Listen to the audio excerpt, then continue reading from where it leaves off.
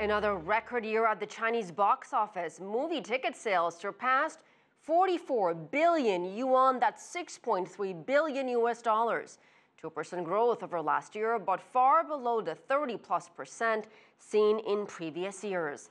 And continuing a trend, the movie that topped the box office this year was produced in China. The Mermaid grossed more than $520 million on the mainland. It's a story about a mermaid who is sent to kill a developer who threatens her ecosystem. Yet in a twist, she falls in love with him instead. Here's the rest of the highest-grossing films of the year on China's mainland. Zootopia made less than half as much as The Mermaid. Warcraft, Captain America, Civil War, and The Monkey King 2 in 3D rounded out the top 5. More than half of the highest-grossing movies of the year in China were produced domestically, showing the growing power of the Chinese box office. There are now nearly 41,000 film screens in China, ranking it first in the world.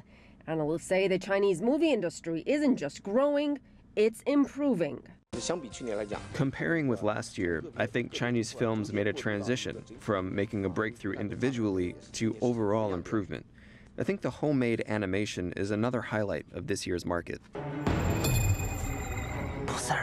Animations like the wildly popular Monkey King franchise. The sequel grossed $185 million this year on the Chinese mainland. And Kung Fu Panda, a franchise that began in the United States in 2008 and is now co-produced in China. It's not just animations drawing crowds. I think films like last year's Wolf Warrior and this year's Operation Mekong are really good. They represent a breakthrough made in the types of films China produces.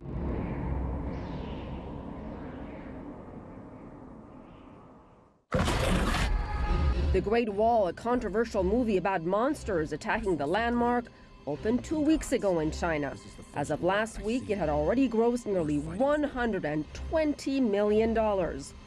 Zhang Yimou directed it. He talked with CCTV about the importance of including Chinese cultural elements.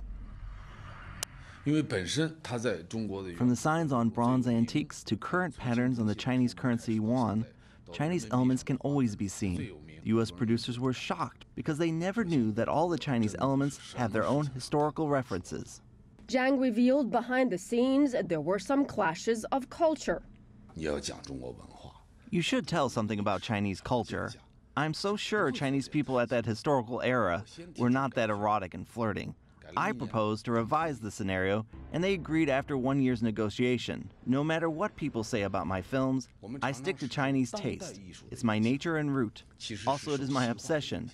All of my films are rich in Chinese elements.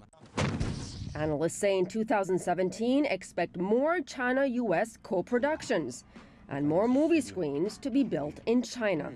Asieh, Namdar, Washington.